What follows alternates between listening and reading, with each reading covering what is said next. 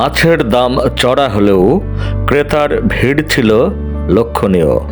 নবান্ন ঘিরে স্থানীয় ঐতিহ্য হিসাবে দাঁড়িয়েছে বগুড়ার দুপচাচিয়া মাছের মেলা।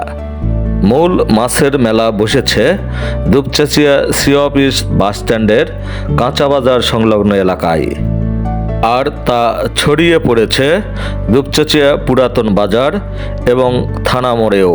ভোরবেলা থেকেই মাছের মেলায় জমতে থাকে ভিড়। সরবরাহ বেশি হওয়ায় মাছের দাম কম বলে মনে করছে বিক্রেতারা। কিন্তু ক্রেতারা বলছে ভিন্ন কথা। দুপচাচিয়ার এ মাছের মেলা ঘিরে অনেকের বাড়িতে আসে আত্মীয় স্বজন আর জামাইরা। তাছাড়া দূর দূরান্তের ক্রেতাদেরও আগমন ঘটে এখানে। মাছ কেনার সক্ষমতা কিছুটা সহনীয় পর্যায়ে আছে বলে মনে করেন দুপচাচিয়া প্রেস ক্লাবের সাধারণ সম্পাদক কে এম বেলাল। বাজার একটু সহনীয় আছে, এই জন্য তারা ক্রেতা বেশি, এই জন্য তারা মাছ বিক্রি করে তারা তারা সাফল্য মনে করছে।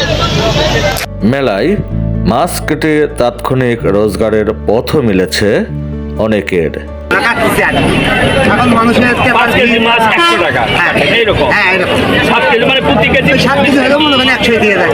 নবান্ন কেন্দ্রিক এ মাছের মেলার আয়োজন করেছে দুপচাচিয়া মৎস্য আড়তদার ব্যবসায়ী সমিতি।